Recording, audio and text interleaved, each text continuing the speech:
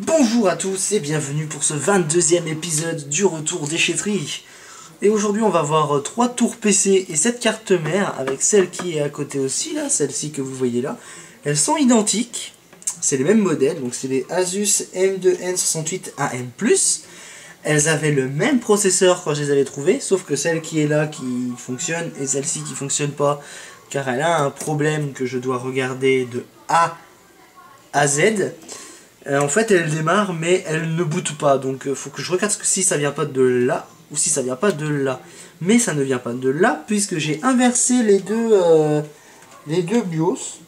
Et les deux BIOS fonctionnent correctement. À présent, ce qu'on va dire là-dessus, c'est que je vais vous dire le processeur qui a été amené avec celui-là. C'est un Athlon 2. Ça se verra mieux là.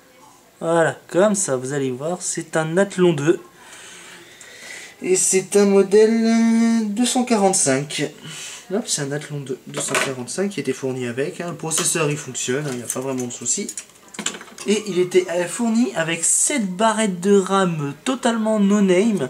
La seule marque que je vois dessus c'est Pinston. Bon, je connais pas cette marque de RAM. Donc celle-ci elle est vraiment morte. Elle était ici si je me souviens bien. Et là pareil, il était pas là la carte mère elle était pas vraiment dans une tour en très bon état. Enfin la carte mère en elle-même n'était pas en état de. Elle n'était même pas en très bon état. Contrairement à celle-ci qui est ici. Voilà, donc c'est la même, exactement la même. Voilà, donc il n'y a pas grand chose à dire sur cette carte mère, juste que quand je l'ai démarrée, elle n'a pas tout simplement booté, contrairement à celle-ci qui a booté. Donc voilà, celui-là on peut constater qu'il y a un connecteur ici qui sert pour l'IDE avec les 4 ports SATA, donc ce qui est à côté, ce qui est quand même un petit avantage. Et nous retrouvons toujours ces deux ports là, donc un port d'imprimante et un port de communication. Après c'est tout ce qu'il y a à dire sur cette carte mère, c'est une carte mère d'entrée de gamme de chez Asus. Bon, c'est pas qualité, niveau qualité Asus je trouve pas ça tip top, mais celle-ci ça va, il n'y a pas vraiment de soucis qualitatifs avec cette carte mère là. Donc on va mettre de côté et on va regarder tout de suite les 3 tours PC que j'ai trouvé. Donc alors voici ce que j'ai trouvé en supplément dans mes affaires. C'est un Dell Optiplex 360 avec un petit Intel Pentium à côté. Donc c'est vraiment le gros bousin tout ça. Hop, le côté. Allez, on va regarder l'arrière. Voilà, donc c'est tout très propre. Nous avons pas de port de PS2 sur celui-là, mais on a pour compenser 2 ports USB supplémentaires. C'est toujours 2 ports USB supplémentaires parce que des fois ils ont pas mis les ports de PS2 mais t'as qu'à 4 ports. Donc si tu veux rajouter des trucs et que tes ports sont déjà tout ajoutés, ça te fait rajouter directement un adaptateur à l'intérieur. On va ouvrir donc à l'intérieur pour voir un petit peu comment c'est. Youp là, nous voilà directement à l'intérieur de l'Optiplex. Ici nous avons le processeur qui est un Intel Pentium E55 ou un E56, je sais plus, je crois que c'est un E56. Nous n'avons pas de RAM dans celui-là, mais il supporte la DDR2, il peut supporter jusqu'à 4 Go par barrette de RAM. Grand maximum, je sais pas à peu près, mais je pense qu'on doit être sur du 4 Go grand maximum à supporter. Nous avons 2 ports PCI ici, avec une extension supplémentaire ici, donc je pense que c'est peut-être pour une extension ou une petite merde comme ça. Nous avons 2 chipsets, nous n'avons pas de support pile. C'est un LGA 775 au niveau du socket de ce processeur. Et nous avons un PCI Express X16 pour mettre une petite carte graphique pour faire un petit PC de bureau. Nous avons les racks pour disque dur ici. Nous avons un lecteur CD de chez... ça c'est un lecteur CD de chez Toshiba Samsung. Et après c'est tout, au niveau de l'alimentation, c'est les alimentations de chez Dell.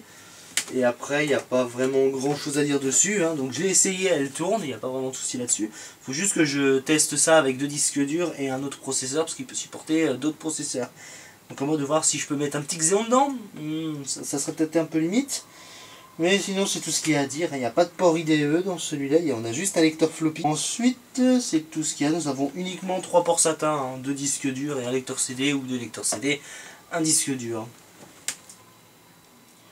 Donc voilà pour cette machine, on va regarder les 2 dernières machines qui ont été trouvées à la déchetterie. Et puis on va faire comme ça, hein, je vais mettre à côté, puis on va parler de la machine en elle-même. Et celle-ci, on la verra dans un prochain test. Ensuite, la suite de ce retour déchetterie, on est avec cette tour PC de chez Eden, avec l'alimentation qui va bien sûr avec. Hein, Eden qui est réputé pour leurs alimentations explosives avec Advance. Mais le boîtier en lui-même, il est un peu dégueulasse, hein, on va le dire. Il est dégueulasse. On a une encoche ici qui servait à je ne sais pas trop quoi. Ici, ils ont mis un sorte de truc bizarre. Et là, nous avons un lecteur CD, d'après ce que je reconnais, c'est un lecteur CD de chez Sony, je pense, vu la notation, mais ça peut-être du NEC ou du Pioneer. On verra après la carte mère après. Nous avons ici donc les deux ports PS2, un port de communication, voilà tout ça. Ouais, donc c'est comme un petit peu le Dell, sauf qu'on a les deux ports PS2 et uniquement 4 ports USB. Alors avant de vous faire voir, c'est une Asus P5KPL AM EPU. Voilà, donc voilà comment se présente à l'intérieur. Nous avons deux ports PCI, un port PCI X1 et un port PCI Express habituel pour mettre une carte graphique. Nous avons deux rangs de barrettes de RAM en DDR2 qui supportent de la 1066 MHz. J'espère que ça supporte un peu moins. Ensuite, on va regarder le processeur pendant qu'on y est. Alors les ventirades que je suis en train d'enlever là, c'est un petit peu les ventirades cuculapraline de chez Intel. Les ventirades de merde, hein, tout simplement. Voilà. Nous sommes sur un... Nous sommes sur un Pentium E6500 à 2,83 GHz et à 2 Mb de mémoire en FSB. Alors, ça, ceci, j'ai pas encore essayé, mais à mon avis, je pense que ça doit tourner. Enfin, j'espère que ça doit tourner parce que quand on voit un petit peu ce genre d'alimentation là, qui sont des alimentations Eden, ça serait quand même un petit peu largement limite. Mais là-dessus, je ne peux pas dire grand chose. Après, pour la RAM, j'espère aussi que ça marche, qu'on n'ait pas une carte mère Asus toute pourrie. Et donc voilà, hein, c'est dans un boîtier Eden. Et pendant qu'on y est, on va regarder le lecteur CD. Le lecteur CD est un lecteur CD de chez Sony, hein, effectivement, et c'est en SATA. Ouais, bon bah c'est nickel tout ça alors. Bon bah j'ai au moins une machine à tester dans les prochains jours, hein, directement dans mon atelier. Donc voilà, il n'y a pas de ventilateur, il n'y a rien de tout ça. Bon. Et ben, je vais faire avec, hein, tout simplement. Donc ensuite là, donc on a fini avec celui-là. Donc ce qu'on va faire, on va regarder tout simplement la dernière tour PC qui on va regarder la dernière tour, tout simplement dernière tour PC. Donc on va finir ce retour déchetterie avec cette dernière carcasse que vous pouvez pas voir en entier parce que c'est super gros. Nous sommes sur une tour PC de chez... alors ils ont mis Akaza, donc ils ont mis Atlantis tout en bas, hein, je sais pas à quoi ça sert. C'est tout simplement une tour gamer de je sais plus à quelle année. Tout simplement je pense que c'est de l'année de la carte mère qui est dedans, qui est une Gigabyte, une très bonne Gigabyte, parce que j'ai déjà eu l'occasion d'en avoir trouvé une comme ça en déchetterie avant que je commence à faire les vidéos. Et ça va être compliqué de vous faire voir. Oh là là, vous voyez que c'est transparent. Oh c'est beau, beau, beau, beau. C'est tout beau.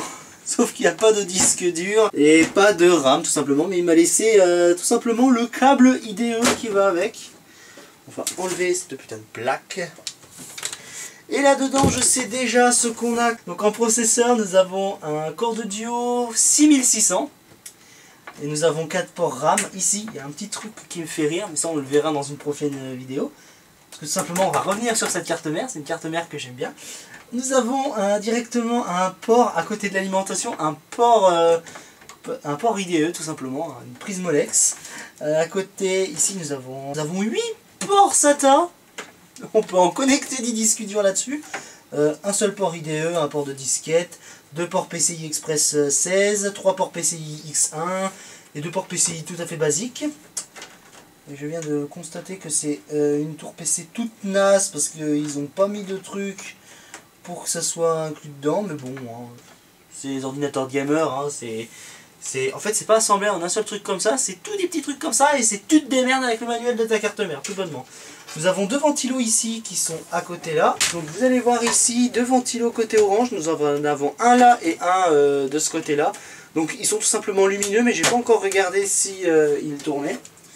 Donc tout simplement, je crois que c'est une, depuis que je fais de la déchetterie, je crois que c'est une des tours les plus imposantes que j'ai trouvées. Bon, après cette tour PC va pas me servir à grand chose, parce que moi les tours gamer, je trouve que c'est pas très esthétique. Moi je trouve ça très laid au niveau. Par contre il y a juste le côté où on peut voir l'intérieur qui est assez cool. Mais sinon c'est pas vraiment très cool les trucs gamer. Après il y en a qui aiment, moi c'est pas trop mon truc. Voilà, donc c'est tout ce qu'il y avait à dire sur ce retour déchetterie. Hein. Donc je prendrai bien soigneusement de tester tout ça. Donc je pense que je regrouperai tout ça en un seul test en vidéo. Donc je sais pas ce que vous en pensez. Hein. Faire un test complet en vidéo. Et puis voilà, donc on va regarder la façade arrière tout simplement de la carte mère. Nous avons un port numérique pour l'audio, pour les home cinéma. Nous avons aussi bon voilà, nous avons les ports audio habituels, un port Ethernet, un port Firewire, voilà, port com et imprimante. Et nous avons les ports PS2 habituels qu'on trouve sur ce genre de carte mère. Donc alors après, bon il n'a pas laissé l'alimentation dedans, mais je pense que vu comme il a enlevé l'alimentation, la RAM et je pense tout simplement au disque dur. Je viens de découvrir qu'il y avait 4 ports USB en façade. Ce qui peut être utile pour des personnes qui utilisent beaucoup de prises USB. Donc voilà quoi, c'est tout ce que j'avais à dire là-dessus. Donc en tout cas, je testerai tout ça. Et puis, oh bah tiens, ce qu'on peut faire, on va essayer d'y brancher. Bah non, je peux pas, j'ai pas d'alimentation. Donc j'espère que cette vidéo vous aura plu. Et je vous dis à la prochaine.